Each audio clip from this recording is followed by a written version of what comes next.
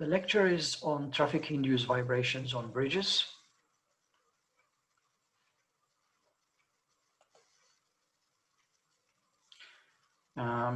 Let's see. Okay, so in structured dynamics, we work with different kind of dynamic loads that can be of more importance for some structures than the others. For example, for high-rise buildings, then we do have to consider wind loads, of course, as well as earthquake loads in some seismic regions. If we have oil platforms in the sea or wind power foundations, then of course wave-induced vibrations is of high importance, not only wind. At pedestrian bridges, then we have, of course, human-induced vibrations is a very important loading. So walking, running, people on the bridge, but as well as vandal loading, that's synchronized jumping crowds, vandal loading. That can be something that we have to consider and design for. In road bridges and railway bridges, then of course, wind, earthquake, as well as traffic-induced vibrations is of high importance, as well as accidental impacts. For example, a lorry hitting a pier of a bridge. So we do this not only for safety reason, but as well also for comfort reason. So for safety reason, we have to make sure that the loads that we consider actually include these additional dynamic amplitudes that or vibrations that will come from such loads. For comfort, we have to make sure that the passengers in a vehicle, in a train, as well as the users of the bridge, pedestrians, for example, if it's a pedestrian bridge, will not feel uncomfortable while they are on the bridge due to the vibrations. So why is this getting more important today? Well, obviously, because we are increasing the speeds of our vehicles, and I'm thinking especially of trains. So trains today in Europe, they run at 350 and above, also 360, 370, and these speeds are increasing in China even more, especially for the future maglev trains. It's not only the speed, we have also increased the axle load. So if we talk about freight trains, which normally have an axle load of, say, 60 tons, a bogie load of 60 tons, they have increased now to 80 or even to more, as well as the speeds of these freight trains is increasing. So previously freight trains run maybe at 40, 60, 70, 80 kilometers per hour. Today we have in Sweden freight trains that run at 100 and even we want to increase it more. So heavy trains running at relatively high speed will also induce a lot of problems in dynamics that will also give problems for fatigue. Another aspect is that the ratio between the mass of the vehicle to the mass of the bridge. So we are building today lighter and lighter and more slender bridges. So we are decreasing the mass of the bridge. At the same time, we are increasing the axle loads and the mass of the trains. So this ratio, the vehicle to the bridge ratio is also increasing, which means that the loads of today, the vehicles of today will have an easier, in an easier way, they will excite the bridge into high level vibrations. Also, we have the problem of energy dissipation, that is damping. Okay, so the energy from vibrations dissipate through damping. The problem is that today our bridges, for example, if you look at steel bridges, we do not use any more rivets. In Swedish, that is nitar. we don't do any more riveted structures. Like, for example, the old Västerbron in Stockholm, which is riveted, the arch itself, but we weld everything. So when we weld, instead of having rivets or bolted connections, energy dissipation in these joints will be zero. In the welded joints, they are very rigid. So energy dissipation is zero. Compared to the previous, the older structures where when they are bending in vibrations, the joints will also bend, they will also dissipate energy by friction and increase so the damping in the bridge. So we have today increased speeds, we have increased traffic volume, we have increased traffic loads, we have increased the ratio of vehicle to bridge mass, and we have at the same time decreased the damping in our structures. So this have ended up in a lot of problems, and we do have a lot of problems on railway bridges, especially light bridges, let's say composite, steel concrete composite bridges with long spans. If you want to run trains on these, for example, the Banafjäll bridge that you are working with, then it's a problem. So I hope that after this lecture, you will understand a bit more about this problem. And we will focus here on railway traffic. We will also talk about road traffic, but the focus will be railway traffic, because this is actually where we have the biggest problem today in Europe and worldwide. You will hopefully you will understand how we can consider this in design, in the Eurocodes, what are the requirements, and you will after this be able to make some simple checks, which is part also of the exercise B2 of today. So, as I said, I have a lot of slides here, and some of them will contain a lot of information, so bear with me, please, and we will hopefully finish this on time. So let's have a look at this locomotive. So it has 6 axles, okay? So if we sum up axle P1 to axle P6, the loads from these, they should of course be equivalent to the weight of this locomotive. But if this locomotive is moving at any time, if we check the sum of the loads compared to the mg, the mass, we will see this is not, there is a disagreement. So we can define a factor which is called the dynamic amplification factor, or the dynamic factor, which tells us how much the static load should be increased to consider that the vehicle is actually moving on the structure.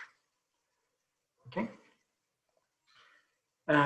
As an example, if the structure is a bridge, a cable-stayed bridge in this picture, you see that the static displacements, the red curve, for example, in the middle of the main span when the locomotive is approaching, and at the same time in blue, you see the dynamic, okay, displacement at the midpoint.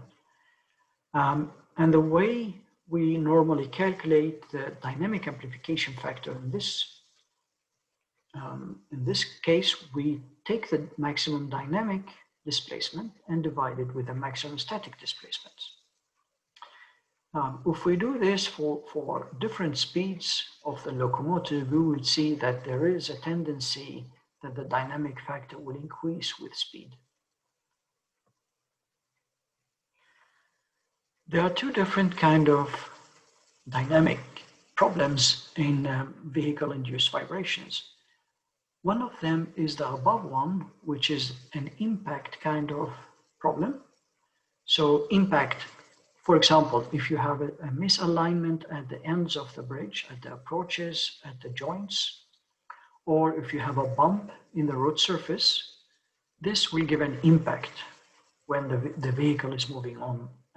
This will give an impact, and the impact will result in quite high dynamic factors, dynamic amplification factors, as you see, can be above 100% or even more. even much more. But they will be very local. They will be affecting the part of the bridge where you have this bump or this misalignment at the joints. It will be very local. So that's the impact kind of vibration. Then you have the resonance kind of vibration.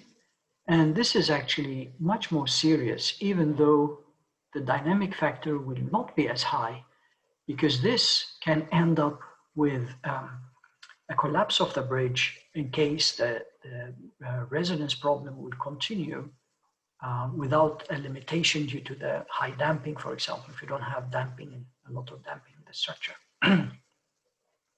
So as you see, the resonance problem increases and increases, and it will not be, if we measure somewhere on this side of the structure, we will also have resonance. It will not be local, it will be a global problem. So what influences the dynamic amplification factor? I will here call it DAF, dynamic amplification factor. But as I said, sometimes they call it D or denoted in other ways. So the properties of the bridge is an important aspect that influence the dynamic amplification factor. For example, what span, stiffness, the mass, and the damping in the bridge. The speed of the vehicle, obviously, but also the geometry of the vehicle. For example, the axle distances, the number of axles, and so on. The mass of the vehicle, as well as the type of suspension and the damping in the system of suspension of the vehicle. So, for example, in lorries, we have air suspensions or old-fashioned leaf suspensions. So this influences the dynamics from vehicles, as well as, of course, the mass of the vehicle.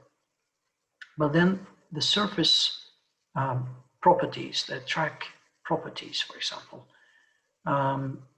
what kind of, how smooth is the track, how much of irregularities, how much of other kind of misalignments we have in the track, and that will of course influence the dynamics. As well as, for example, for the road, yes, well, the track property here, with this I mean not the surface, but more the stiffness of the rails, the stiffness of the ballast underneath, the distance between the sleepers. These will influence the dynamics, and also the quality of the track, the surface of the track. As well as if there is any damping. Sometimes we put additional damping in the system. For example, in the rails, we put rubber pads under the rails. They called rubber rail pads. So they will increase damping in the rails. So that also, of course, will influence how much dynamics we have. This is actually not a new problem. I'm sure that you have heard of problems of traffic-induced vibrations. For example, already in 1850, this is a bridge in France. A troop was marching over the bridge, and all of a sudden the whole bridge collapsed and 226 people died. So this is reported in history. That's why after this accident, they started to write on the bridges that troops are not allowed to march. They should walk randomly instead of marching with the same frequency, because if they march with the same frequency and that frequency is close to the frequency of the bridge, then we will have these problems. In 1849 also there is this accident reported, and actually this actually initiated the research in traffic-induced vibrations after this accident.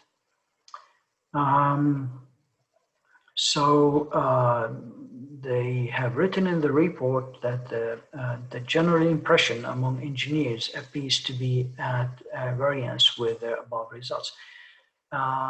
They, for the most part, state their belief that the deflection caused by passing a weight at a high velocity over a girder is less than the deflection which would be produced by the same weight at rest. So they they believe that a moving load will give a less deflection than a load standing statically on the bridge, which is nonsense, of course.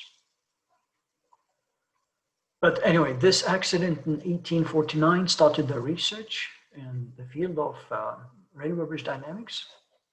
So with the researcher Willis in 1849, he performed experiments in the lab, and he showed that actually that the dynamic deflections are not lower, they are larger than the static displacements. But then we have all the famous scientists like Sabelin, Vosinesk, Friba, and all the others, Timoshenko. All of them worked on the problem in the end of 1880 until 1950. And then in Sweden, we have some researchers started also with Arne Hildeborg. Actually, he died a few years ago. He did a research in KTH, actually downstairs in our lab. So he built a model of a bridge and a ramp and a vehicle, and he drove the vehicle, and just the ramp had a different height, so he could release the vehicle from different height, giving it different speeds. And he could measure with simple strain gauges the strains in the bridge, and the deflections were also measured. So 1948, so he did a lot of work. Then we have Mats Olsson, 1986, from Lund. He wrote his PhD on the topic. He's actually a professor in KTH. He changed his name. His name is Mats Berg. Some of you know him, I think. He's also giving courses in vehicle track interaction. And I also wrote my PhD in 1998 in this subject. Today we have a lot of other researchers. So I have had PhD students that worked on this, Johan Wiberg, Mahir Kausel. He works in Tyrens now. Christopher Svedholm finished a few years ago. He's working in ELO in Gothenburg. Sara Tell is about to finish now. Therese Arvidsson finished last year. She's working in Tyrens. Abbas is finishing this year, and Reza have just started. So the research field is very active, as you see. When I did my PhD in 1998, there were no finite element programs that can do analysis of this kind of traffic-induced vibrations. But today, so I wrote my own, it's called DINSOLV. But today we have a lot of commercial software that really are good in doing this kind of analysis. For example, the Swedish software Brigade, which is actually just a user interface to Abacus. So behind Brigade is the Abacus doing the analysis. But this is a software which is used by almost all the Swedish consultants. Lusas is a software from the UK, which is also used, but we have also other softwares that recently have started to include this in their options, that you can purchase a module for calculating vehicle-induced vibrations. Among these softwares is like Sophistique and RM2000. Okay, let's see, do we have any questions? Nope, okay. So let's see how we can consider this in theory. Well, you can actually solve for a continuous system, like a beam in this case, with one load F moving at the speed V. This is something that can be solved analytically. You will find this in Chopra. You will find this in many textbooks. But that is the only problem, a simple problem with one load moving that can be treated fully analytically. So you see here the load F, and you see, for example, the displacements. This is actually the static displacement of a beam, FL23 divided by 48 EI. And then there is this summation. And this summation, as you see, it's a summation over the modes. So mode number 1, mode number 2, up to infinity. But of course, you will not need to include more than probably the first 5, 6 modes to get this to converge. And then there is the speed, there's the time, and then there is the alpha. The alpha is what we call a speed parameter. This is a parameter that defines how close we are to resonance. So V is the speed, omega 1, this is the circular frequency of the beam in mode number 1. Okay, so this is how it's defined. So it's quite straightforward. We can, depending on the speed, we can calculate an alpha. We can then do the summation over the modes of vibration. This is the contribution from the mode, and this is the mode shape. So this is the mode shape, and then this is a static. And we can get the dynamic displacements as function of x along the beam and as function of time. The same thing can be done to calculate the moment in the same way, exactly the same way. And this is the frequency, circular frequency for a simply supported beam as we saw it also last Monday. So actually, this is the simplest and the only one that can be solved analytically.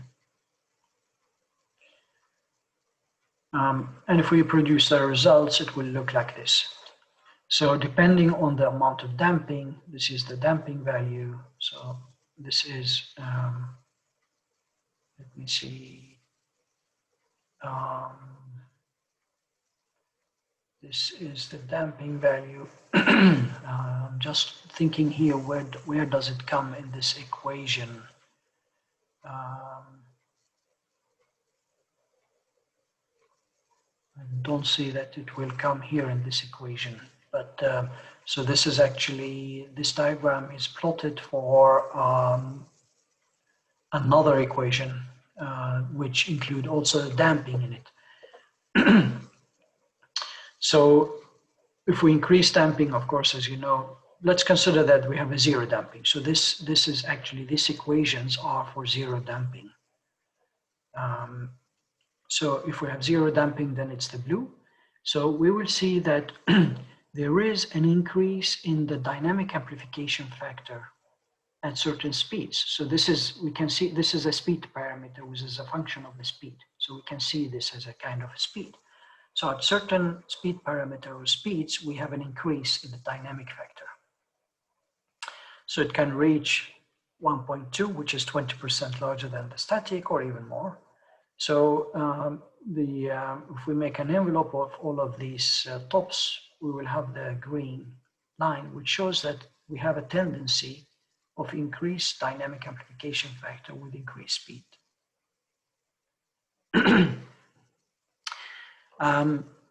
Another simple problem is if we have the same beam, but now it's not only one force, we have several forces with the same distance that are moving over the bridge, okay?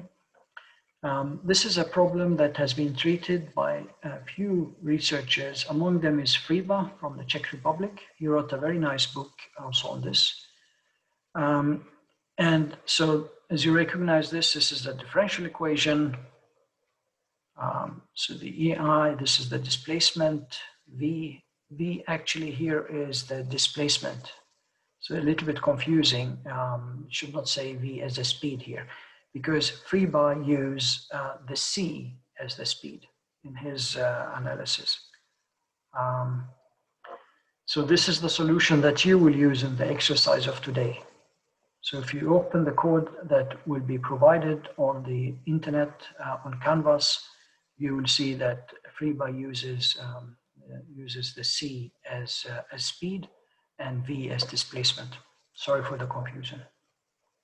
So this is the differential equation for the beam. This is the mass inertia, so mv double dot. This is the displacements effect. And this is something which is related to the damping. So this is the damped eigenfrequency, omega d. So as we said, damping is related to the velocity. So this is V dot. So this is the damping contribution. And on the right-hand side, we have the forces, okay? So we have the force Fn. So it's the, they can have different values, F1, F2, F3, where N, the capital N is the total number of forces are moving on the bridge. And the epsilon here is, it's called the Heaviside function. This will influence, depending on time, this will influence what forces we have on the bridge. So it will turn on and it will turn off the forces on the bridge, because some of them will start moving and they will disappear. So this is done by this Heaviside function. And so this is the the Freiberg solution of moving forces on a beam. And it has been programmed, and you will find the coding canvas that you can work on. So when we are looking at, in this case, if we have forces with the same distance as it is for many of our long passenger trains and even long freight trains, they have the same distance between axles and between bogies. So this will induce some resonance. This, you know, when the speed of the train is constant and we have a constant axle distances, this will end up with a frequency. And that frequency we can calculate here. So if this is the speed of the train, meter per second, and this is the distance between the, for example, the bogies, or the length of the carriage in meters.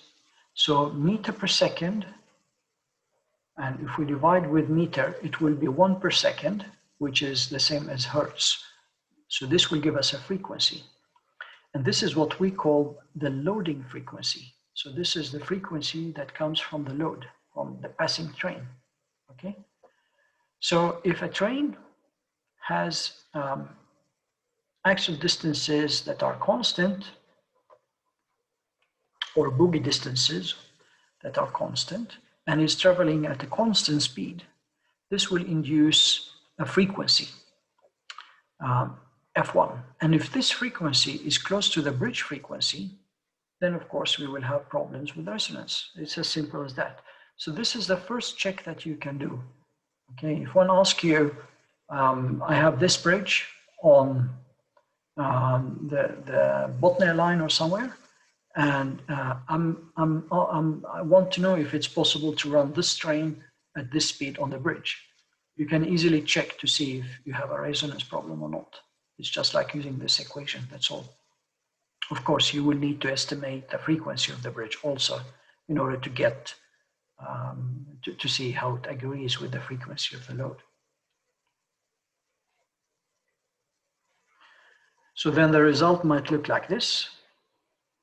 This is actually the case on a bridge called Viskan on the west coast south of Gothenburg, I think it is.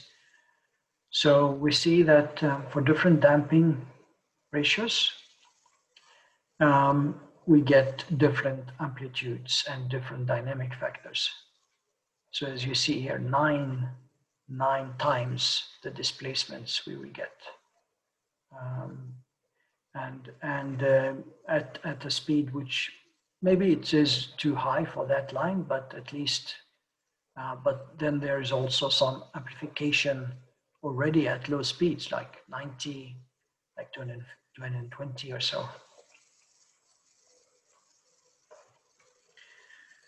Okay, design codes. How do design codes treat the problem? So, and I will focus, when I talk about design codes, I will focus on the way that the Eurocode treat the problem, okay? So in the Eurocodes, which is actually the code which has been used in many, many countries, even outside of Europe. So they treat the problem in two ways.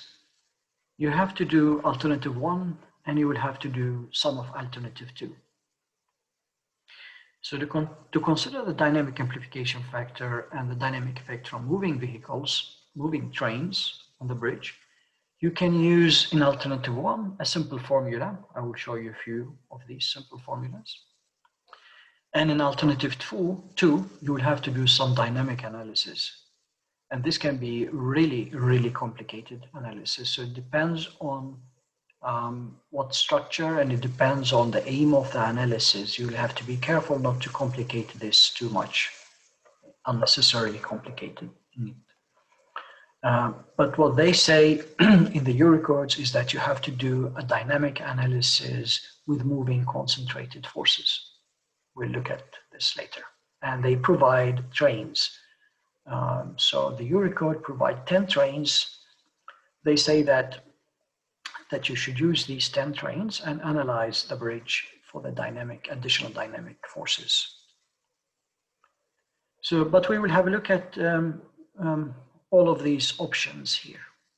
But in general, in Europe, we say that if we have speeds over 200 kilometers per hour, then we use alternative one.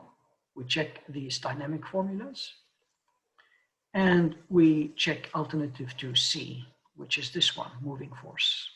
If we have speeds of trains less than 200, then we don't need to do anything else except the simple dynamic formulas.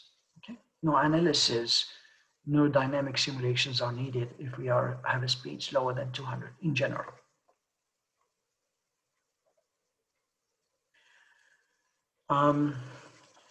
So this here was for railway traffic. Okay, so of course speed 200, and so this is not applicable for vehicles, because for vehicles we don't have this that a vehicle have several axles, 10, 20, 30 axles that are traveling with the same speed. So it's not the same kind of problem. So for road bridges, for structural safety, as we said before, it's structural safety and it's comfort. For structural safety, the dynamic effects are relatively small, and we use the dynamic equations, the dynamic amplification equations that are provided in the codes. But then, of course, there is a comfort problem. For example, this was the case which was quite serious on the new Slussen Bridge in Stockholm that is being built now, which comes from the vehicle-induced vibrations that will be a discomfort for pedestrians walking on the bridge, and sometimes also for people living in the neighboring buildings. Okay, so that's a comfort problem that have to be analyzed for road bridges. So in general, we can say for road bridges, resonance from the passing vehicle is not the problem. So we can use the formulas in the codes to simply get a dynamic factor. But comfort can be a problem, both for people walking on the bridge, if there is a pedestrian path on the bridge, as well as in the neighboring buildings. Okay. For railway bridges, structural safety, dynamic effect can be considerable, and we have to use both the formulas in the code if it's more than 200 kilometers per hour, plus that we do simulations. And then, of course, the comfort can also be an issue. And for railway traffic, the comfort is not only vibrations into neighboring buildings, but it's also noise, which can be very considerable. I'm sure that you have heard when trains are passing at high speed over a steel bridge, you will get a lot of noise emitted from these passages, which is also a comfort problem. So you have to analyze this, but it's nothing that we treat this here in this course, the noise, because that's another subject. It's not structural dynamics. Okay. Fortunately, there is a flow chart in the Eurocode that I will show you very soon that will tell us what kind of analysis we do. But to summarize this, as I said before, speeds lower than 200. So this is for railway bridges. Speed lower than 200, then we take the static displacement and we magnify this with a simple formula. For speeds above 200, we have to consider the resonance effect and we have to do some simulations. And the Eurocode say that we have to do the simulations for speed 20% higher than the running speed. So if the train is running at 250, we have to analyze the bridge for speeds up to 300 km per hour. And then we have to check also the acceleration of the deck and the ballast instability.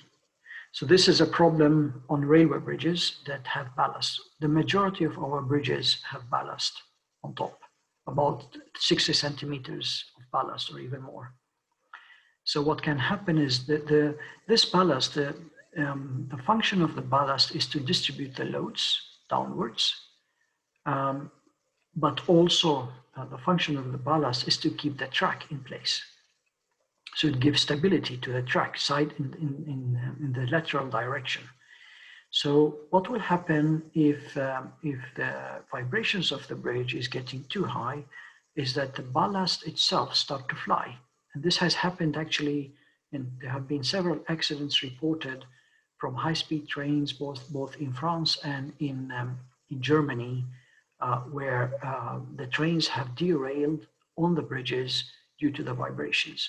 So what happens is that the bridge starts to vibrate at high amplitudes, high acceleration, and the ballast start to fly out from the track, and the stability of the track is then in danger, and the trains will derail. So this has happened.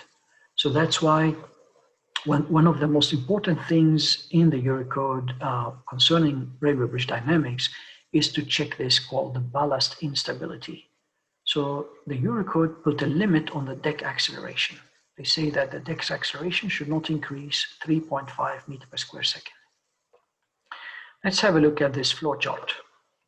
I see we have 5 minutes. Yes. Okay. So we'll have time to have a look at the flow chart. You will find the flow chart also on Canvas. So this is taken from the Eurocode. And you want to find if you need to do any kind of simulations or not. So you start here. So if the trains are running with speeds less than 200 km per hour, then if you have a continuous bridge, not a simply supported, yes, then you go all the way here. It says that dynamic analysis is not required. It's enough to use the dynamic factor. In the Eurocode, they call it phi, the dynamic factor. So use the dynamic factor with the static analysis. That's enough. Okay. So if we have less than 200 km per hour, then it's a continuous bridge. If it's not a continuous bridge, then we have to check the frequency of the bridge. So N0, this is the first frequency of the bridge, or the so-called also the fundamental frequency of the bridge. So there's a figure which is provided that we can check if this is within these lines in the figure. If it's yes, then we don't need to do any analysis. If it's no, then we have to go here, and it will end up on this side, which will end up that we need to do dynamic simulations. So dynamic calculations and simulations are needed on this side. Okay. And generally, if the speed is more than 200, then we are here. And then this, for most of all cases, this will end up in the same way here that we need to do dynamic simulations. Okay.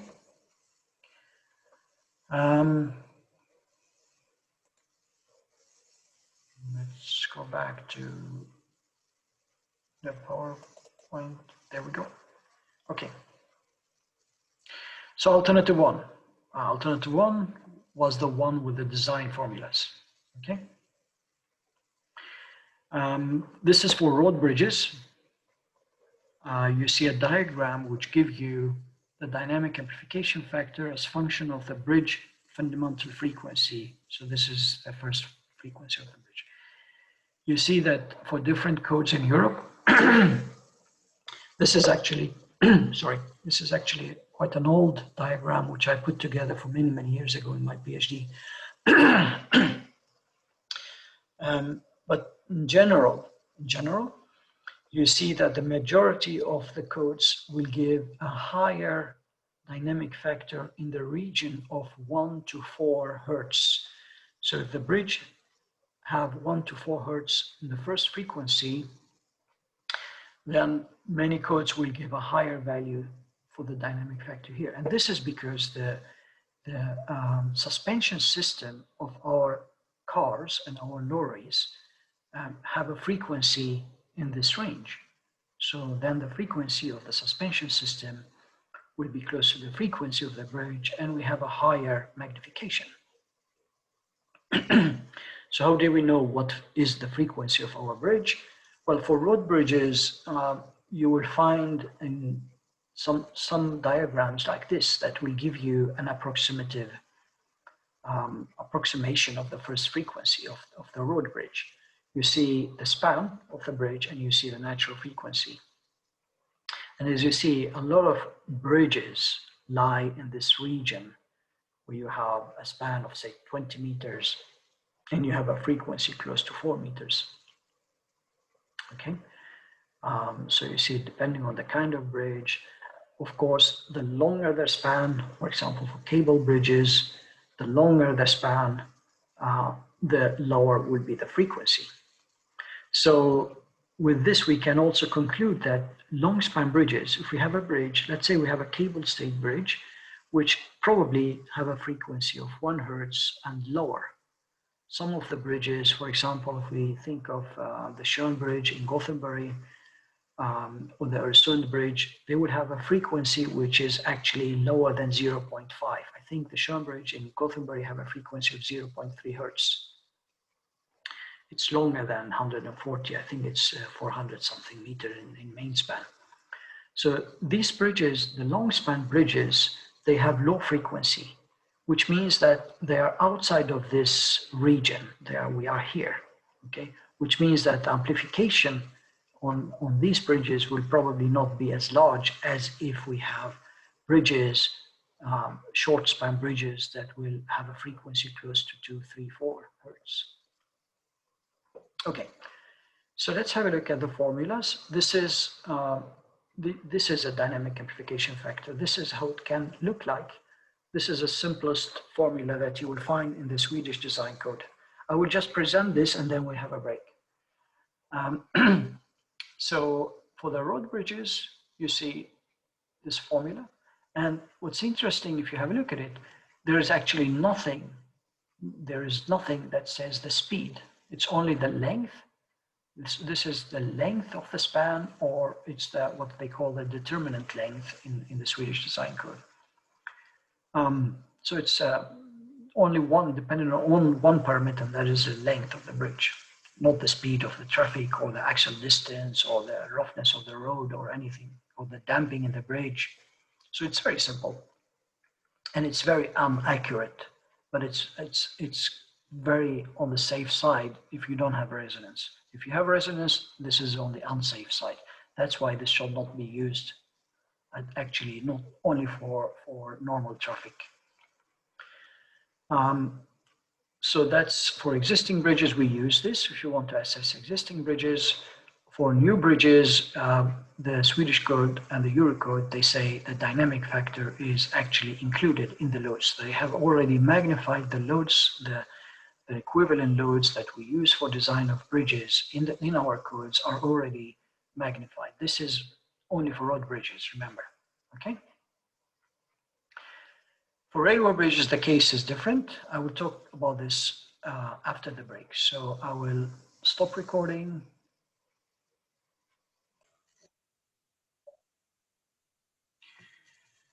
Okay, so far we looked at alternative one,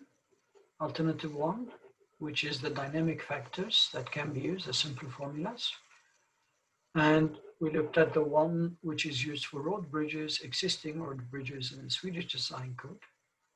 And we said that for the new bridges, both the Swedish design code and the European design code, they say that the dynamic factor is already considered in the loads. So we don't need to consider it explicitly. For railway bridges, the Swedish code provide this formula, and the Eurocodes provide these two formulas, depending on the track quality. So for high-speed track, we normally say it's a carefully maintained track, then we use this. For the standard track, we normally use that. Okay, so this is for speeds. Remember, this is for speeds lower than 200 that we should use these. And we should also check them for speed over 200. Even if we are doing simulations, these have to be checked to see if they are larger than the dynamics that we will get from the simulations.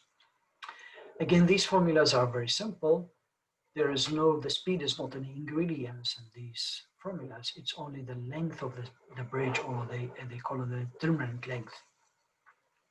So this is the determinant length, which is the length of the main span. If it's a frame bridge, then the L will be the sum of the side walls, the length of the side walls, and the sum of the slab divided by 3. Okay, so that's how you calculate. If it's a continuous bridge, then again the determinant length would be the average length. Okay. Then there is also in the Eurocode, you will find these formulas that have been used for real trains. So these formulas are used if you are using theoretical trains. So a theoretical model of a train, which is not exactly a train that is running on our tracks. This is for the real trains. For example, if you know that you have the Swedish X2000, you want to analyze the Banafjäll bridge for exactly the X2000 trains, okay? Then you use these formulas. It's a real train, or the TGV, or the ICE train in Germany, for example, or in France. So these are real trains, and then you use these formulas. Okay, so this is the dynamic factor. And this is actually, this depends on the speed. So it's a kind of speed parameter. You recognize this, as we talked before, this is the speed parameter, which is the function of the velocity divided by the bridge length divided by the first circular frequency of the bridge.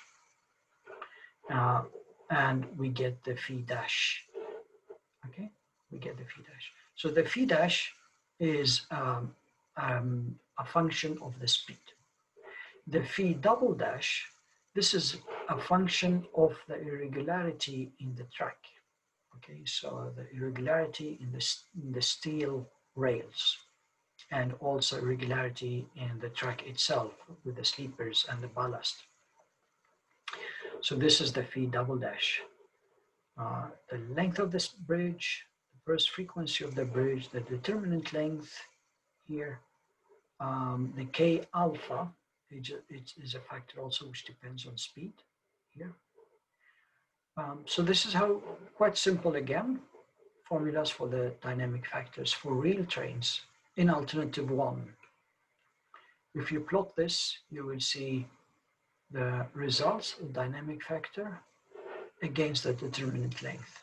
Okay, so the shorter the bridge, this is a nice plot that shows that the short span bridges are actually the bridges that have the higher dynamic factors. As you can see here, short span bridges, maybe up to 10-15 meters, you will get dynamic factors of can be up to 1.8, which is about almost the double of the static displacements, 80%. Okay. You see the D, the Swedish, the old Swedish code, which has not been used now, have a lower dynamic factor. And this is the phi 2, this is this one, okay? For a carefully maintained track, if it's a theoretical train model, then it's the green. And then you see the red and the blue These are these equations for the carefully maintained track and the standard track for real trains. Okay, real trains, as we said, is the X2000 or the TGV or the ICE or the Talgo in Spain. Okay, but generally, I want you to remember from this is that the dynamic factor is higher for short span bridges than for the long span bridges. As that span of the bridge increases, the dynamic factor will decrease. This diagram shows the relation between the length of the bridge to this part of the formula that decides the irregularity contribution. Okay, again, so this is this part. I'm sorry. Again, you see here for the different speeds. So the speed was here, this different speed, it will come here. This is the equation for the phi double dash. For the different speeds, you see that with increasing speed, this is in meter per second, with increasing speed, we have more dynamics. With decreasing length of bridge, we have more dynamics. And as the span of the bridge gets longer, the contribution from the rail roughness will get to zero. Okay? So if we have a long span bridge, the effect from that we have an uneven surface of the rail is not giving any dynamics to the bridge. It's only the speed of the train. It's only the phi dash, not the phi double dash. Okay, so all of this was related to alternative one, which uses the simple dynamic factors provided in the codes. The next step is to do dynamic analysis. And as we said, if the speed is higher than 200 kilometers per hour in general, we have to do dynamic analysis. It's not enough to check the dynamic formulas. Okay? So dynamic analysis. Then we have a number of questions. For example, what degree of detail? So do we need a 2D model? How shall we model the bridge? How shall we model the train? How shall we model the track? Okay. Is it enough with 2D or shall we go for a 3D solid model in FEM? So what values should we use for damping? Both damping and stiffness in the bridge and as well as damping and stiffness in the train models.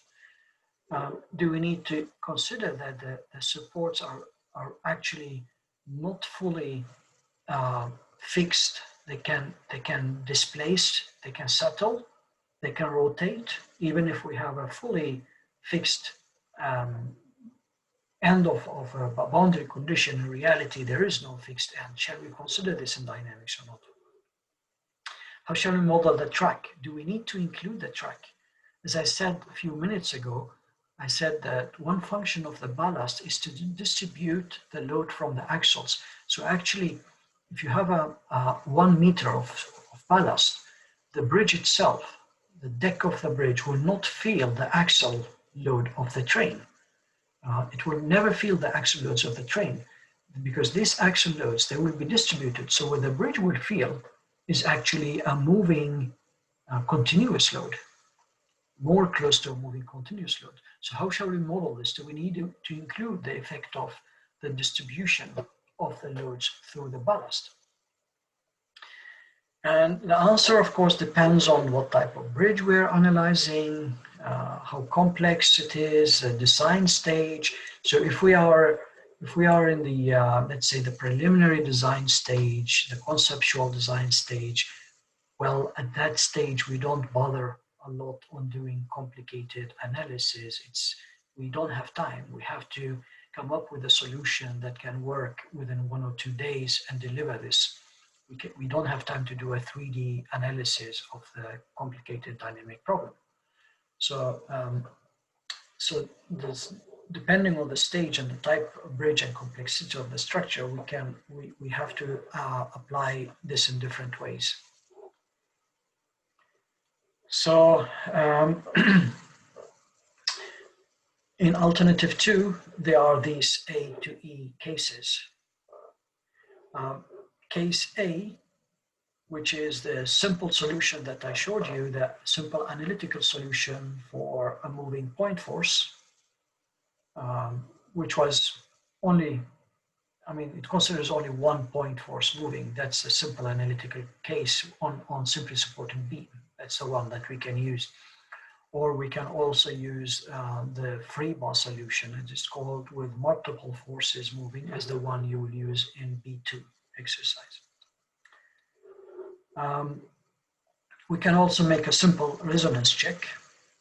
And this is, as you saw before, this is using the simple equation V equal F multiplied with lambda. So we can, if we know the speed of the trains that will run on the bridge, if we know the actual distances of the trains, which is lambda in this equation, and then we can calculate the frequency of this passage, and then we can compare this to the bridge frequency to see if we have resonance, okay? And then we can also do moving concentrated forces, so an FEM, so we don't use the analytical, but we make a numerical simulation. So in FEM, we have point forces.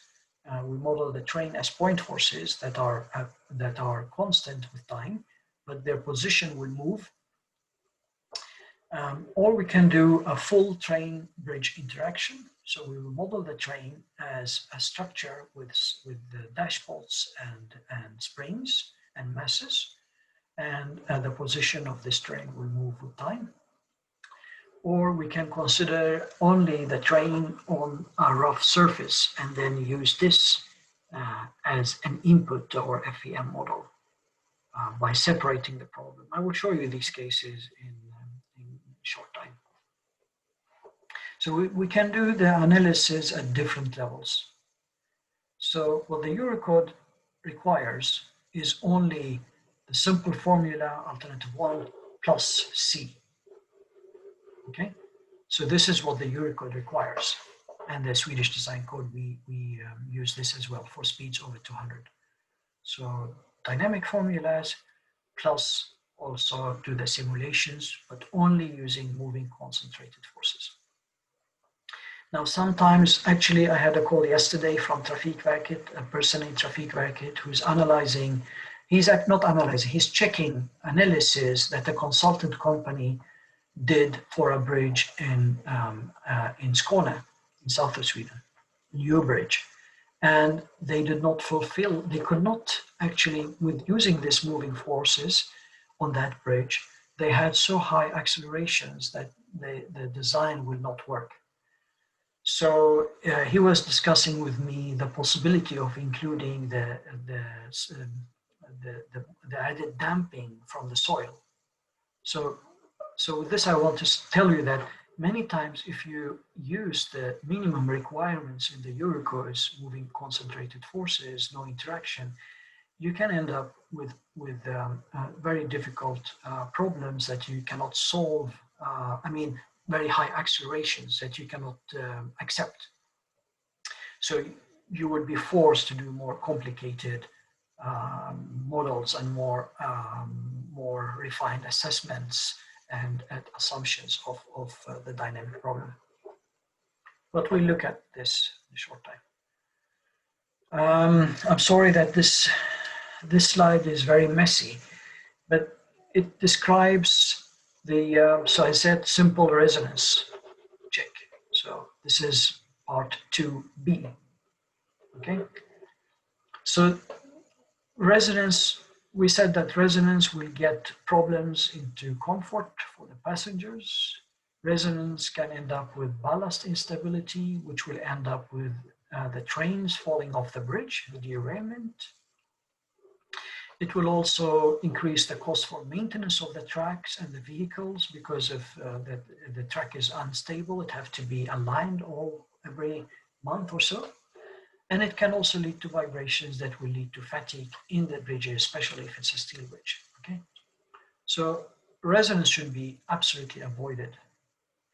And we said also we can actually make a super simple check of the resonance problem with this formula. This is actually the first thing we should do before opening our computers and doing any FEM modeling.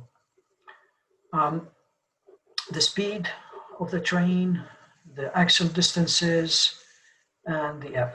Now this axle distances, this can be the distance between these two, it can be the distance between these bogies in different wagons, it can be the length of the bogie, it can be the center distance from one bogie to the other bogie. So all of these will give resonance, okay? So we have to check the resonance from the axle distances. So the different excitation mechanisms that can lead to resonance is the regular spacing of axles, as we discussed, is the vehicle eigenfrequencies. So this is what I mean with that. So this is our car, the wagon where the people sit, and this is the wheel, and this is a suspension system in between. So this suspension system should not have a frequency close to the bridge frequency, otherwise we will also end up with high dynamics, okay? So the surface roughness also give, if we have some irregularities here that have some frequency, then if that frequency is close to bridge, that can lead to resonance. Or we can also have sleeper that, you know, the sleepers are placed at a distance of 0.65 meters. And this, of course, the rail at the sleeper is much stiffer than the rail between sleeper. So this changing stiffness every 65 centimeters induce some frequency, okay? So that's called the sleeper passage frequency. Sleeper passage frequency. That frequency is often quite high, higher than the frequency of the bridge. So it's not really the biggest problem. The same thing with the surface roughness and the vehicle eigenfrequencies. So the biggest problem of resonance in our railway bridges for long trains is actually the regular spacing of axles. So that's why I have marked this in red. So I suggest that you focus on this when you do your analysis, that you try to check what speeds are allowable. Okay, so if you put here the frequency of the bridge, you know the distance of the axles, and you can calculate, okay, I should not run, I should expect a resonance if I reach the speed. And this is as you can see, this is a very illustrative case study. So you have the TGV, this is the French train, the TGV. You have the distance between axles, this is the power car, and these are the passenger wagons. You see the power car have 170 kilonewtons axle loads, and then the passengers have also 170. The distance is 18.7 meters between these bogies. And the analysis is done for this arch bridge, which has a frequency of 5.6, the first frequency. If you do the simple equation, okay, so V equal F multiplied with lambda. Lambda is 18.7. F1 is 5.6. You will get the speed of 105 meters per second, which is 375. Okay. If you model, so this is the first check. Tell us that at 375 kilometers per hour, we have a resonance problem. Okay, so if we model the bridge in FEM, make a complicated model with hundreds of thousands of degrees of freedom, and the same thing with the train, run it with as point forces moving over the bridge, we will get this result. We will see so the red curve is the simulations, which probably have taken something like, I would guess, a day to do. We would see that definitely we have a resonance problem. We reach the peak of the displacements at 375 kilometers per hour. Okay, so this agrees with our simple formula. Okay, and then if we try to plot, so this is the displacement here as maximum is what is this, 2.7 centimeters or so. Okay, and so we plot the whole, so this is the speed here. So every point in here, every point in here is analysis that we can plot in time history of. So if we take this point and we plot it in time, we see when the train is passing, we see the static or the quasi-static maybe at 225 or lower. This is the black. And in red is the resonance. If we run at 375, as you see, we have resonance problem. Okay. And the maximum is downwards 2.7 centimeters, which is this point. Yeah. So this clearly shows that the powerfulness of this simple resonance equation.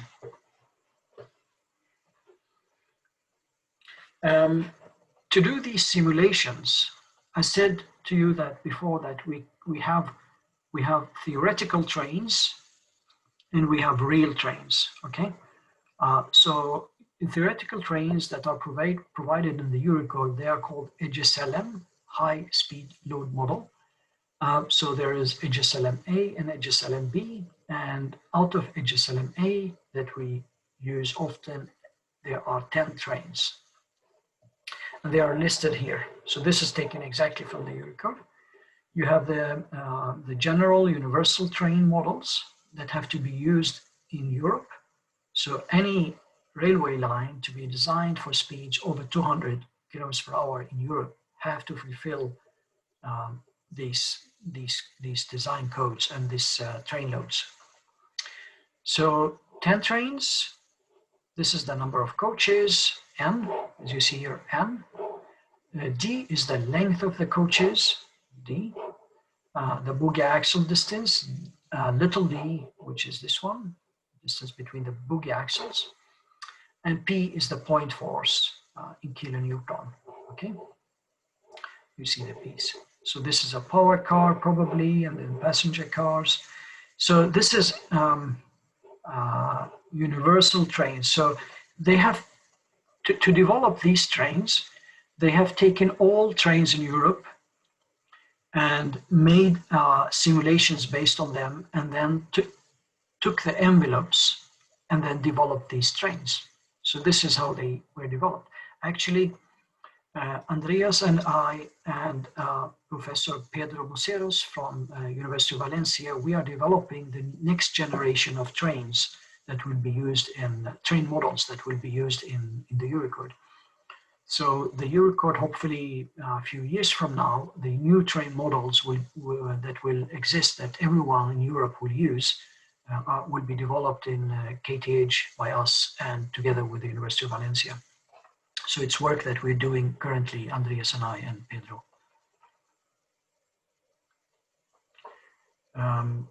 Okay, so how do we, so now we are in 2D, which considers the interaction. So if you go back to this list, 2D, so we looked at this moving concentrated forces, which is the forces from this HSLM. They are moving concentrated forces, and we do the simulations. 2D, if this is not enough, we will have to do some full train bridge interaction in 2D. And full train bridge interaction, this means that this is not enough again. Not enough with moving pointed forces, but we have to model the trains, and these models of trains can be more or less complicated. When do we need to do this? Yes, we need to do this, for example, if we want to study specific trains. For example, in this case, we have a freight train in Sweden called the Steel Arrow, or in Sweden, Stålpendel, which travels on the line from, I don't know, in Malmbanan and other places. You know, these are trains that are very heavy. Every wagon weighs 100 tons. And they travel at a speed of 100 and a little bit more. So if you want to study the influence of these on bridges, we have to model these actual trains with their suspension system and to get a more accurate analysis. And so if we want to study, for example, the effect of track irregularities on that specific line. So we can, for example, on the Botniabanan or on Malmbanan, we have registration of all the unevenness or the irregularities on the track. And so there is in MATLAB file, for example, we can get this, all the profile of the track. So we can enter this and use it in our analysis of full train bridge interaction. We can also do this if we are doing measurements on a bridge and we want to make a refined assessment and a refined comparison. Then we use these complicated models. Of course, this will require more CPU time when we run it, but it will give more accurate results, more correct analysis.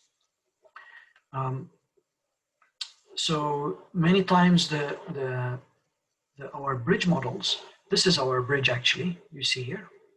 So many times the models look like this. So we have the track irregularities. This is the profile of the track that we get from the owner of the track, because they have to measure once a year at least the profile of the track, because they do this in order to see if they need to do maintenance or not. So this profile we can get, and then we model the rail, then we model the sleepers. So these are the sleepers, which is at a distance of 0.65 meters. So the sleepers, and then the ballast. So the mass of the ballast will be here. And this is the stiffness and the damping in the ballast. This is the stiffness and the damping in the sleeper. And this is the stiffness and the damping in what I told you before, what we call a rail pad, a rubber pad, which is between the rail and the sleeper. So as you see, doing this, the axle loads from the train, they will not be as point forces on the bridge.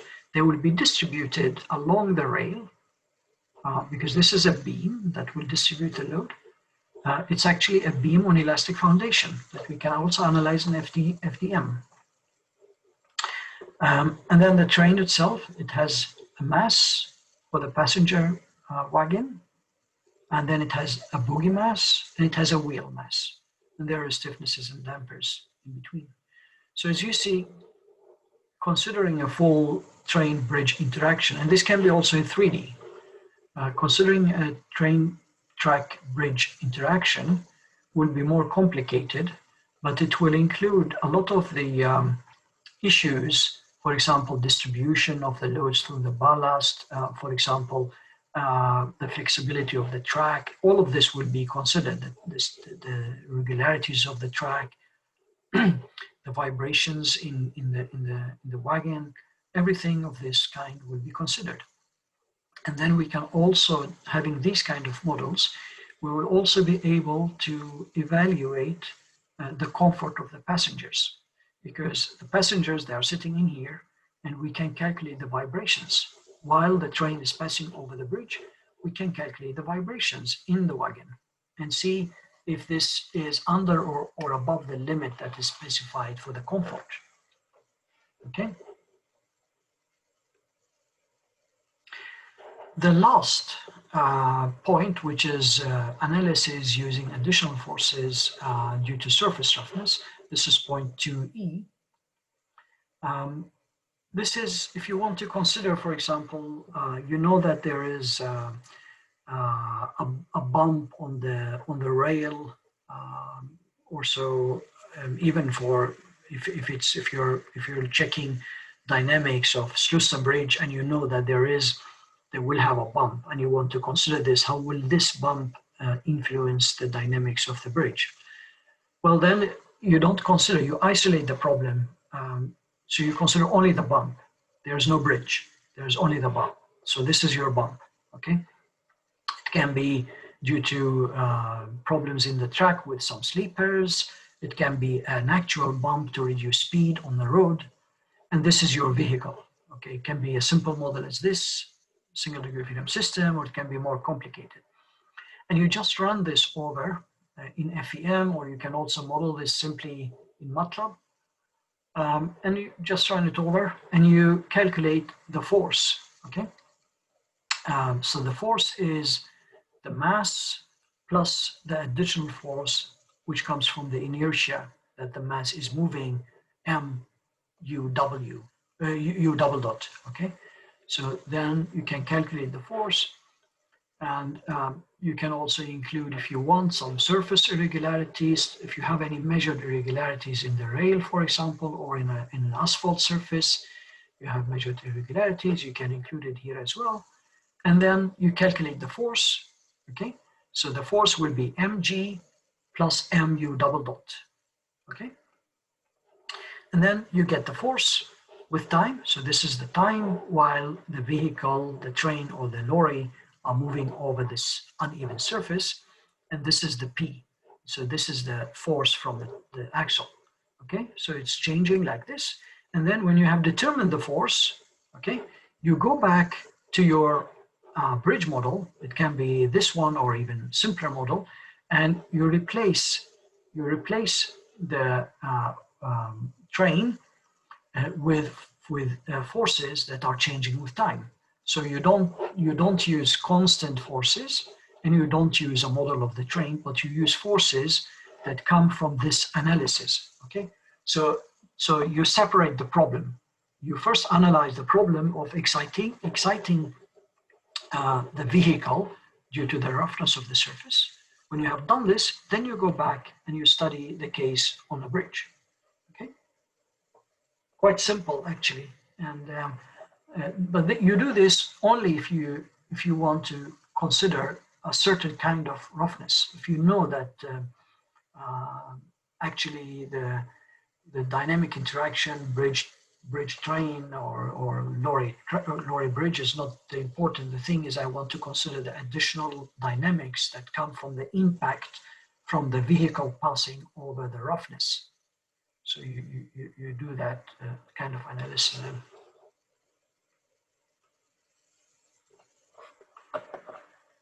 And then you calculate the dynamic amplification factor. But how do we calculate the dynamic amplification factor? In the Eurocode, they say calculate the maximum displacement, divide with the maximum static, maximum dynamic with the maximum static. And then you get your factor, which will be 1 point something. Actually, it's not that easy, because do you have the same point? This can be done for exactly the same point. It can be done, for example, let's say the midpoint of a bridge, where you take the maximum displacement in dynamics of the midpoint, divide this with the maximum static displacements of the same point. But this can also be done for different points, because sometimes you get the maximum dynamic, let's say 1 meter from the midpoint, but you get the maximum static, let's say exactly at the midpoint, okay? So it can be done in different ways. It can also be done in, if you think of this example, considering the negative and the positive displacements. Shall you divide with the absolute value? So you consider only the absolute value, or shall you do this separately for the negative displacements in static and negative displacements in dynamic, and positive in static and positive in dynamics? Or shall you combine them? So there are different ways of doing this dynamic, and actually the code doesn't specify. But you have to reason about this and think. It depends on how you're going to use it, and it depends on how you will also present this. And so you have to think before you do this. It's not a matter of only dividing the dynamic by the static and you get the dynamic factor. Okay. Still no questions? Okay, analysis of the dynamic response. Key model parameters. This is a nice picture I put together for which shows how complex this problem is. It's actually one of the most complex problems in dynamics, in structural dynamics, because it involves actually three systems. It involves the bridge, it involves the train, and it involves the track. And of course, you can simplify this a lot. You can neglect damping in the bridge. You can neglect the effect of boundary conditions, that it's not, there is actually no flexibility, there is actually, you don't consider the flexibility of the supports, you say they are absolutely rigid. You can, for example, neglect the unevenness in the surface. You can neglect the interaction, the bridge damping and the bridge stiffness, the train damping, the train stiffness, and you say it's only point forces moving that are not changing the time. You can neglect the track, and then you get a very simple problem. The question is, you as an engineer have to think, when am I allowed to do this? And when should I think better and make a more detailed models? So that judgment have to be done by you. Because there are a lot of things, and if you will include all of what is in this picture, then you'll end up with analysis that will take months, okay? And you know how time is very valuable, and it's very costly for the clients, so they will not give you that time to spend months to analyze this. So some of these will have a positive effect, meaning less dynamics. Some will have negative effect, meaning high dynamics. For example, bridge damping, of course, will decrease dynamics. Also, soil structure interaction will add a contribution to damping and stiffness, so it will increase the bridge frequency, and it will increase the bridge damping, which often is positive. Load distribution is positive because the bridge then will not feel point forces; it will feel moving distributed forces. Damping in the track is positive. Train-bridge interaction is often positive, not always. Sometimes it will be negative, meaning that we'll get higher dynamics. So the mass of the train and damping often positive. So as you see, there are things that, for example, the E modulus. Normally we use the E modulus that we have been trained to use is the static E modulus.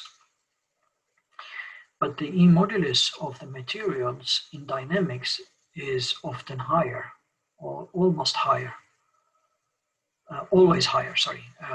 How much higher depends on how quick the dynamic loading is. If the dynamic loading is like a train passing at 300 kilometers per hour, then the E modulus can be increased by 5 to 10% to get the dynamic E modulus. If the dynamic loading is an explosion, then the E modulus can be increased by 100% or even more. So it depends on the rate of change of the load. Then we have also cracked and cracked sections. Okay, that is important to consider, because if you consider that the bridge is uncracked, but in reality it is cracked, it will have a different stiffness. Which means that if we have a different stiffness, if we have assumed that the bridge is uncracked, and in reality it is cracked, so it has lower stiffness, and remember that frequency is a ratio of stiffness divided by mass. This means that a cracked section will have a lower frequency. And remember that the critical speed at resonance was equal to the frequency multiplied with the axial distance. A lower frequency will mean a lower speed for resonance. Okay, so this is actually very important. Okay, we'll go through some of these important aspects, starting with the influence of damping. This is again the same bridge, Viskan, in the West Coast. It's a concrete, I think 2 or 3 span concrete bridge, continuous. On the upper diagram, you have the acceleration, the vertical acceleration. On the lower, you have the dynamic amplification factor. And on x-axis, you have the speed of the train. I don't remember which of the HSL, this was one of the HSLM trains running on the bridge. And this is done for different damping values. 0 is the blue, and 5% damping is the black. Now, 5% damping is really, really a lot, because for our bridge structures, we often have 1%. We are lucky if we find 2% damping in a bridge. So a concrete bridge which has cracks, or a old-fashioned steel bridge with a lot of bolted connections and rivet, then we might experience 2.5 to 5% damping. Otherwise, the majority of our bridges will have damping around 1.5%. And remember this, how you calculate the percentage. So, so if it's 1%, then C is 0.01. Okay, so that's 1%. So this is the damping coefficient, and this is the critical damping. Critical damping, which was 2 omega m, which can also be written as 2 square root of km. Okay, and it is also related to the decrement. So the decrement divided with 2 pi will give us the damping ratio. When you talk to people about damping, if you are in a meeting and some person say, "Oh, I have analyzed this bridge with 0.2 damping," remember doesn't say anything. 0.2, 0.2 what? Is he talking about the decrement, or is he talking about the damping ratio? Is he talking in percent? So question always the values that when people talk about how much damping, or if you read them in the report, if they are not clearly stating that this is the decrement or the damping ratio in percent or not, ask the questions before you use these values or before you judge the results of their analysis. But generally, we can see that increased damping, okay, will mean less displacements, less dynamic factor, and less vibrations, less acceleration in the amplitude in the vertical direction here. So damping is the most important parameter in dynamics, and it's the most important parameter in resonance. Okay, you see, damping doesn't make a difference if we are out of resonance regions. If we are here, out of resonance, there is not much damping can do. But if we are close to resonance, then damping has the largest contribution to minimizing the amplitudes. Okay. So the question is then, where does damping come from in our railway bridges? Well, a lot of damping comes from energy loss in friction, for example. So it can be friction in the ballast. It can be between the ballast particles. It can be friction at the bearings, because the bearings, the roller bearings will roll on the bearing seat, and it will exhibit some friction. It can be damping in the friction between the surfaces in the crack. For example, if you have a cracked concrete section, it can exhibit more damping due to the movement of these surfaces against each other. It can come from the soil, the particles of the soil moving, and it can, of course, come if you have a train with good damping properties in the train. That train, when the train is on the bridge, it will work as a damper also. It will take some of the vibration energy from the bridge. Okay. But the level of damping, it will depend on the amplitude. So the amplitude of vibration is very important, because if the amplitude is very tiny, then the roller bearings will not rotate. The particles in the ballast will not move a lot, and also the cracks as well in the concrete. So this means that at low vibration amplitudes, the damping will be low, but as the amplitude will increase of the vibrations, the damping will also increase. So damping level would depend on the amplitude of vibration, what mode shapes, if the crack and uncracked concrete, if it's cracked or uncracked, if we have a ballasted track or not a ballasted track, and of course the condition of the ballast. If it's a bad old ballast, the coins are not so sharp, then there will be less friction compared to a modern sharp particles. Okay, let's have 15 minutes break before we continue.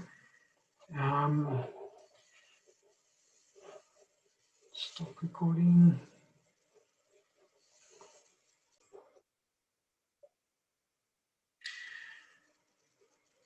Okay, so damping is important in vibration, especially at resonance, and this table is taken from the Eurocode, which shows how much damping ratio percent we have for different kind of bridges. And for reinforced concrete bridges, damping reaches 1.5%. It's higher than precessed concrete bridges because reinforced concrete bridges can crack.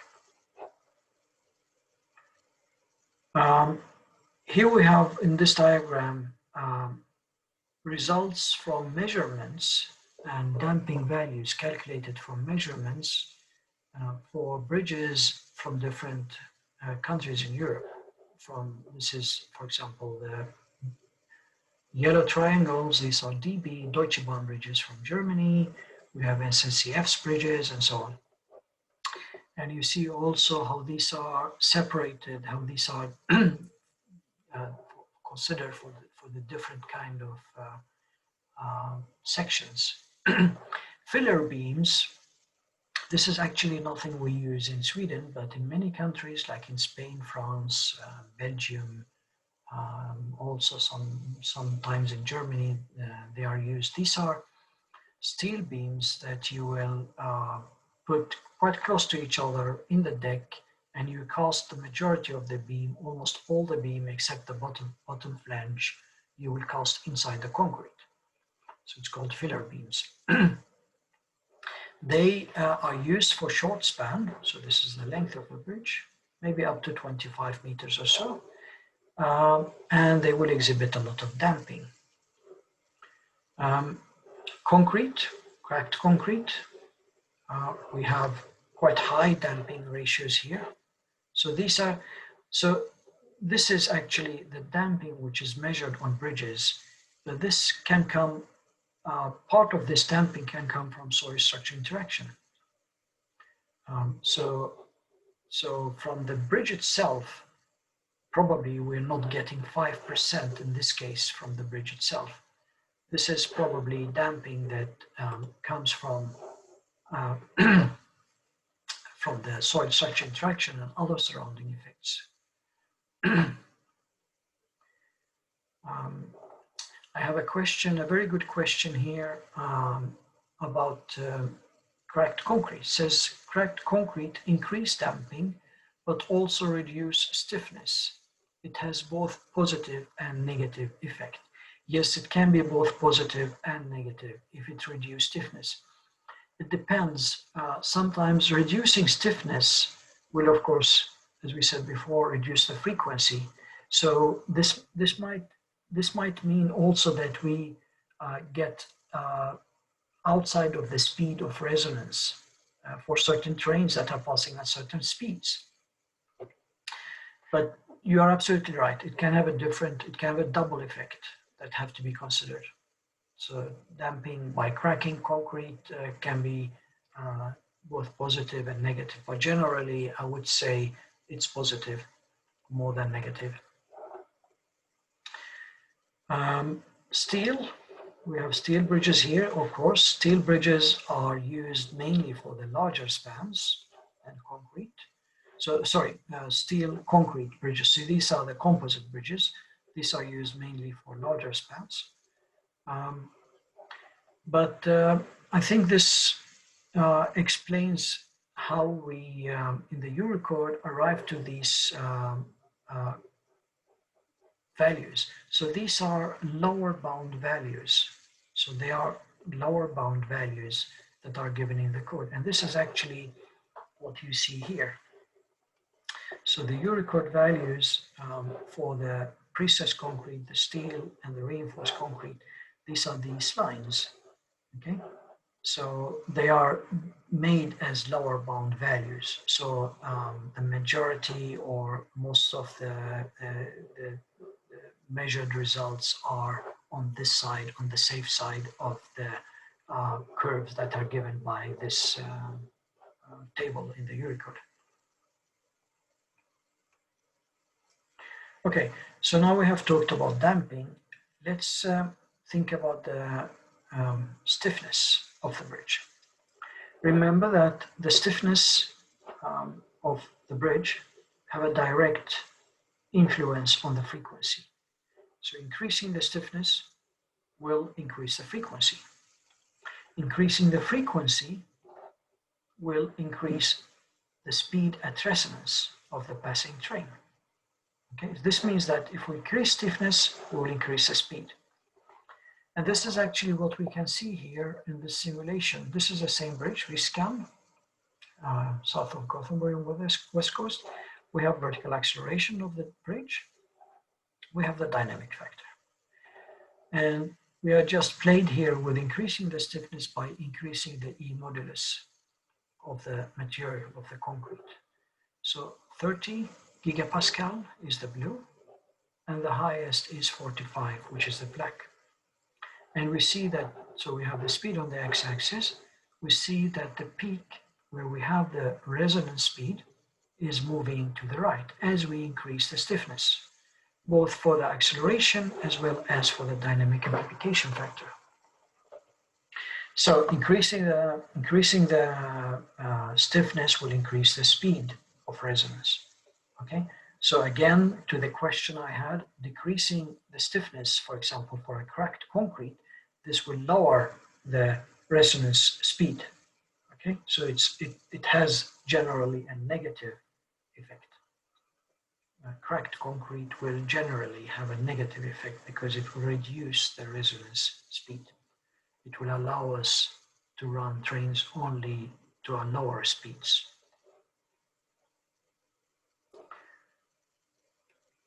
Okay. What about the influence of the mass?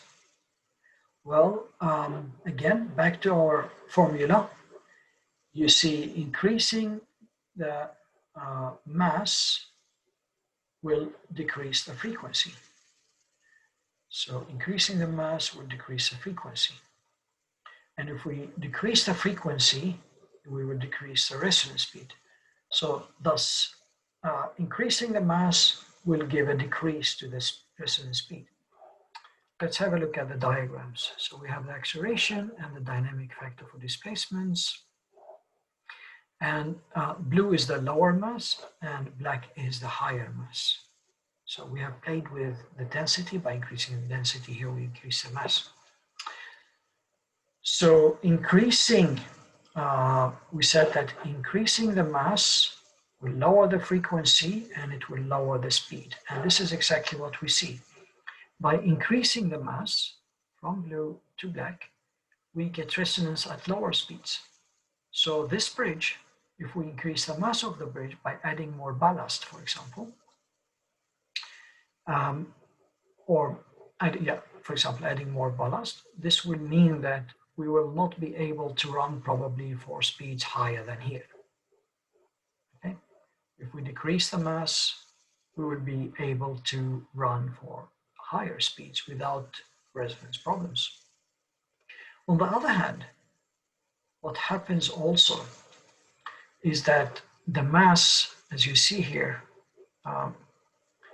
the mass is inversely proportional to the acceleration. Okay, so this means that increasing the mass will decrease the acceleration level, as you can see here. Okay, so by increasing the mass, we have decreased the acceleration level, which is important here in the, so as I said, the ballast instability check, which is required by the Eurocode, they put a limit on the acceleration. They say that for a ballasted track, the acceleration must be lower than 3.5 meter per square seconds. So in our calculations, we have to consider two cases. If we are uncertain about the mass of the bridge, the amount of ballast we have on the bridge, if it's 0.5 meter, 1 meter, it's quite difficult to measure the exact amount of ballast on a bridge. So we have to consider two cases actually in our modeling. When we do the assumptions of the mass, we can assume a lower limit for the mass to obtain the maximum acceleration, because as we said, the lower the mass will have higher acceleration level. So that's one case we should consider. We underestimate the mass, for example, the amount of ballast we have. But the other case should be the opposite. We overestimate the mass, because overestimating the mass will give us the lowest possible speed that we can run the train on the bridge. Okay? So two cases have to be considered when we are doing our calculations. We will, of course, if we have a section of a bridge, we know according to drawings, the deck is 400 millimeter thick, and so we can make quite a good assessment of the weight of the deck. The problem is, for example, for the ballast, we don't know the exact amount of ballast, and they normally, when they maintain the track, they put the height of the ballast will increase from year to year. So the exact amount of mass that comes from the ballast, for example, is still uncertain. So that's why we will need to make these analyses overestimating and underestimating the mass, because it will influence the speed at resonance as well as the amplitude at resonance in two different ways.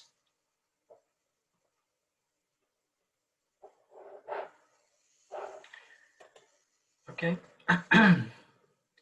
great. So that was one of the parameters, the speed, the damping and the stiffness. But also let's consider also the railway track itself. In the enhanced assessment, if we want to make a careful model of the track, as I said before, the track itself will distribute the forces through the ballast, through the track and the sleepers, down to the bridge. So considering the distribution and the contribution from the track will always have a positive effect to in our dynamic analysis. So the code specify, for example, this case, they say that the load that comes from an axle can be applied to 3 sleepers. So half of the load on one sleeper and quarter of the load on the neighboring sleepers. This is one way of distributing the axle loads. Instead of having 1-point force from each axle, we can have 3-point forces that are moving with the speed. Another way is modeling the track simply by adding springs, like this is a beam on elastic foundation, or we can make a more advanced model of the track with a sleeper and the ballast and the rail pads and their stiffnesses and damping properties. So it can be done at different levels. I think this is fairly simple to implement in a finite element code also, in a commercial finite element code. This is also possible, but it's time consuming. The models will be quite huge, especially if they are in 3D. So I wouldn't go for this as the first alternative. I would choose this to distribute forces as a first alternative, and maybe this also, but mainly this. I did some analysis of one of the bridges for quite many years now on the Botniabanan, This is the bridge at, I've forgotten the name of the bridge. Anyway, it doesn't matter. But you see how much difference it plays if we consider the track with or without, with and without considering track. Turns out the bridge is sensitive for train number 6 in this HSLM train number 6 out of the 10 trains, because the characteristics, the geometry of that train, the axial distances will give a frequency which is close to the bridge frequency at the speed of 250 kilometers per hour. And if we don't consider the track, we will have the blue curve. So this is the acceleration. So this is the acceleration meter per square seconds. And we'll see, as I told you before, there's a limit on 3.5 meter per square seconds in the Eurocode. So if I don't consider the track, then the bridge cannot be built as it is. It have to be somehow changed in stiffness and mass. But as soon as I consider the contribution from the track and increasing the load distribution, so I will see that I'll get the red curve, and all of a sudden I almost, in this case, actually get the bridge to be okay for these kind of trains and the speed over 200. Okay, and then when we have done everything, we have done our models, we have to do the FEM analysis. Then we have the equation of motion as you see it on the screen. Now what makes this equation of motion different to the ones you have seen before is that if we do the simulations and we have full interaction, okay, then we have to include in the force the motion of the bridge as well and the train, okay? Because in the simple case where we only consider moving concentrated forces, we don't have this contribution from the motion of the train and the bridge because the forces are constant with time. So the forces are only F, okay? From the train, we will have a vector of forces and they are constant and that's it. The only thing that change is the position of these forces with time.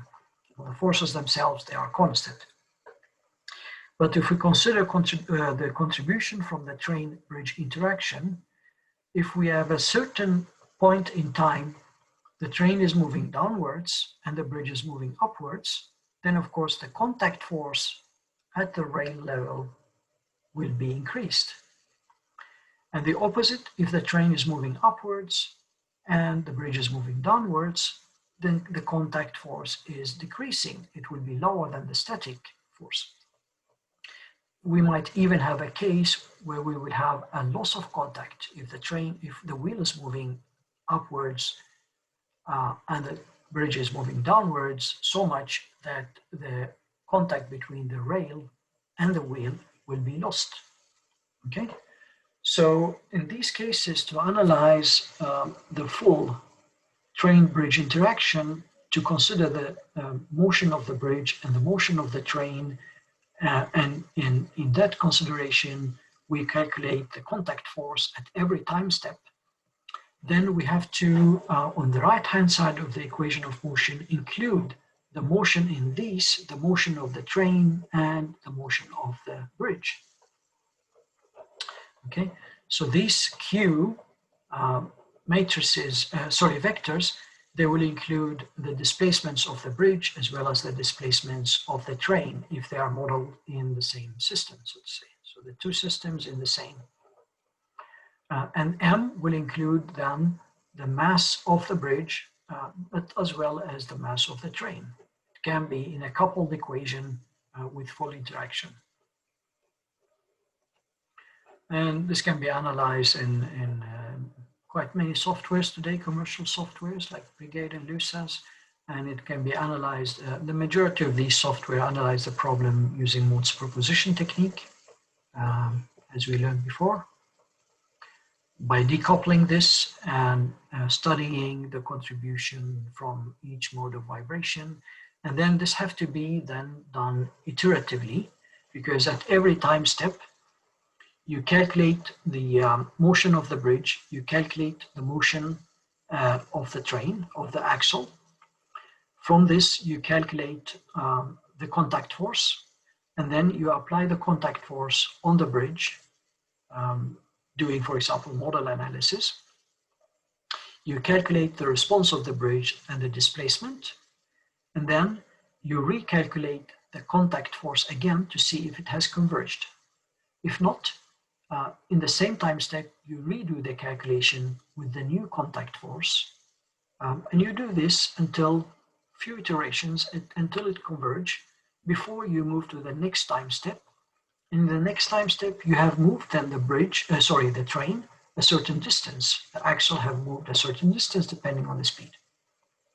Okay, so as you understand now, this can be quite complicated, a full train bridge interaction analysis, because it's not a usual problem when the load is changing with time. The magnitude of the load is changing with time. Here, the magnitude of the load is not only changing with time, but it's also its position is changing with time. And the magnitude of the load depends on the reaction from the structure as well. So of course, as you have learned before, we can use both the mode superposition and the direct integration. And as we said last Monday, they have both positive and negative advantages and disadvantages. So the advantage of mode superposition is that you get good accuracy with little consumption of CPU time, considering only the first modes of vibration. It can only be applied to linear dynamic problems.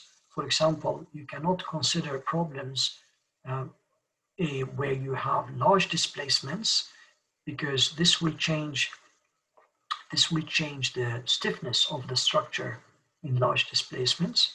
You can not consider if you have a problem of cracking of concrete.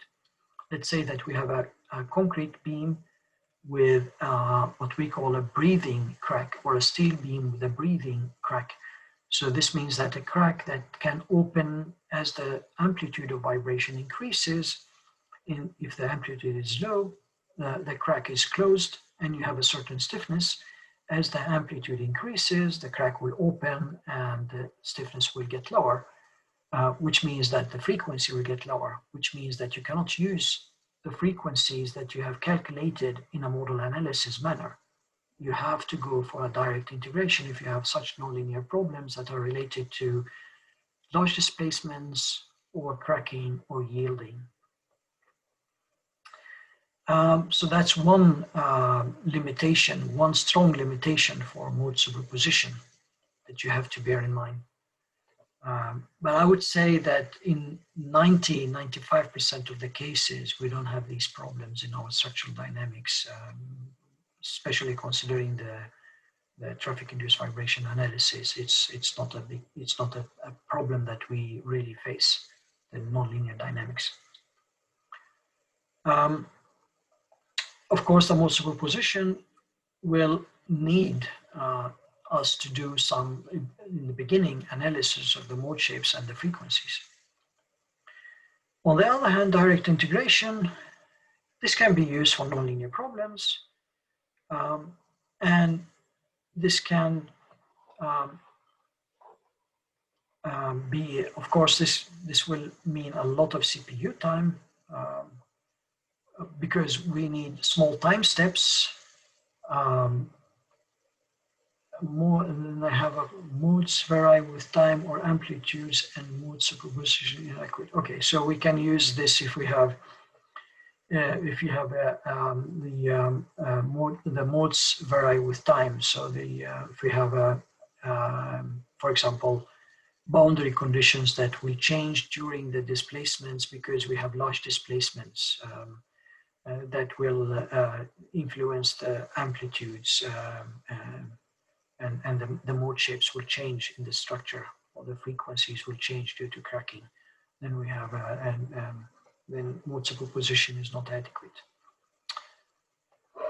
Okay, but generally for our analysis with structural dynamics, mode superposition is the one which is used mostly. Direct integration, I would say, if we have large displacements, if we have impulse loading, for example, a vehicle hitting a building, if we have explosion loadings, then direct time integration is employed. Sorry. And then is the question with damping. Okay, so how can we, the damping matrix C, how can we do this in our FEM analysis? Now, if we're using mode superposition, that's simple because we use a damping ratio that can be assumed.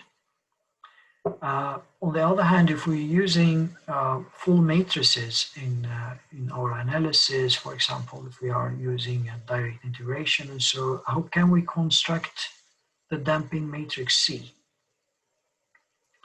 I mean, we can, as we have learned in the FEM course, and we saw also in the previous lectures, we can construct an M and a K matrix by considering the properties of the material, by considering the geometry, the stiffness, and so on, the density, we can construct the M and the K.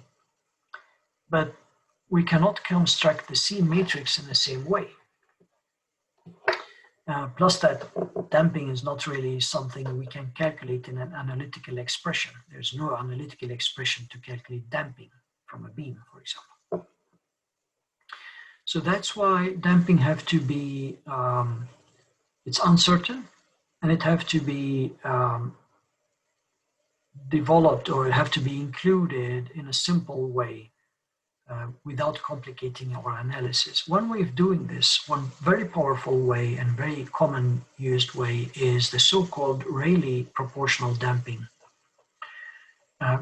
So this suggests that we calculate the C matrix as A multiplied with A multiplied with the mass matrix, A0 multiplied with the M matrix, and A1 multiplied with the K matrix, or other parameters. I think in Abacus they call them alpha and beta, if I remember correctly. So depending on what code you are using, what FEM commercial code you're using, they will have different, you have to read in the user manual on how to define the Rayleigh damping, and it will tell you how to calculate the A0, A1, or alpha and beta, or whatever they call it. But generally, they are calculated, as you see here in this equation. So if, let's say that we want to consider modes from number 1 to mode number 10 in our analysis. So this is the lower and the upper modes that we want to consider. And let's say that this is a cracked concrete section, or a concrete section that can crack. So C can be 1.5%, 0.015 then. And then we can calculate the A0 and A1, apply them in this equation, and we get our C matrix that we can enter in the FEM code, okay? Or in the commercial codes, it's actually enough if you give the parameters, that's all. You give A0 and A1. And this is a very powerful, it will lead to less CPU time, and the damping will change with frequency. It will get lower for higher frequencies. What about the time step? So what time step should we choose? Of course, this depends on not only what algorithm you are using for the analysis, if it's central difference or average acceleration, because then you have to consider the stability and the accuracy problem of the algorithm that you're using. But it also depends on the speed of the train, for example. If the train is running, say, at 400 kilometers per hour or 350, If you are considering very large delta t's, you will get results which is, you will only get few points while the train is running on the bridge. You want to get dense number of points in order to have a good diagrams that you can estimate and you get the maximum acceleration and maximum displacements from. Okay, so delta t should be small enough to consider the accuracy and the stability of the algorithm, but also small enough in order to get useful results and diagrams if the train is running at high speed. Remember this with the stability, as we said before. I recommend you always to check different time steps just to make sure that nothing is happening when you increase or decrease the time step, that you are in a stable solution.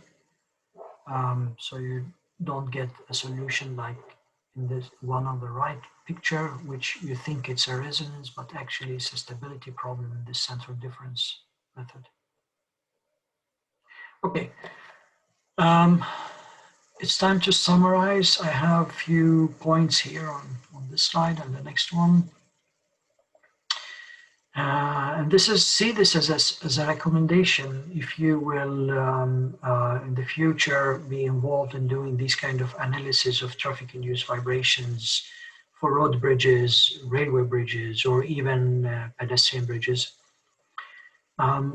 Always start with simple model. This is always valid. Don't start your analysis by making a complicated 3D model with hundred thousands of degrees of freedom, because you'll end up with a lot of problems when you want to find the problem in, for example, errors, and you do the debugging. So you start with simple problem, and if it runs, you're satisfied with the results, you might go for a little bit more complicated case and develop it further. Make a convergence study. So determine first how many nodes you need, just like what you did in the exercise B1.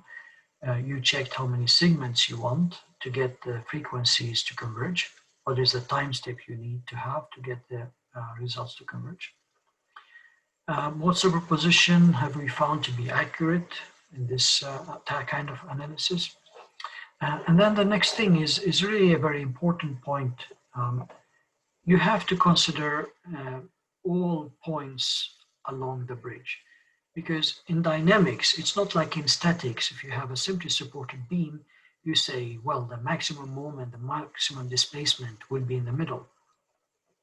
This is not true always in dynamics, because it depends on what mode of vibrations will be activated. And you know, you have symmetric, anti-symmetric, and you have modes of vibration where you might have a 0 point in the middle, but not in the points beside the middle, which means that every point along the bridge can possibly have the largest acceleration. So you have to check all of them, not only the middle point.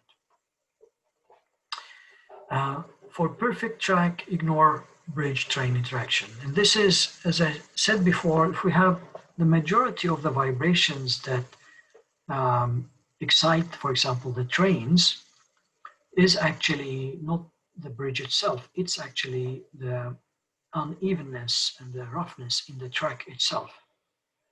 Okay, so if we have a very smooth track, a modern track with which is well maintained, we can go for ignoring the train-bridge interaction and only analyze the case that that is recommended also by the Eurocode, moving concentrated forces. And then if we want to consider in the future the deterioration of the track, we can do this by using this formula. Remember in the beginning I showed you this phi double dash formula that you can use in order to include the contribution to the dynamics from the roughness of the track. Stiffness of the support has large influence on the response. Modeling fixed supports not always on the safe side. This is something we have learned from many PhD students, many projects that we have had. The latest one is now the one of Johan Östlund and also Abbas. By the way, Johan Östlund will present his licentiate thesis dealing with the soil structure interaction problems on railway bridges next Friday, the 25th. And it will be also online using Zoom. If you're interested, you can attend and listen to his presentation. And the opponent for that presentation will be Professor Rui Calçada from University of Porto, who is well known in this field as well.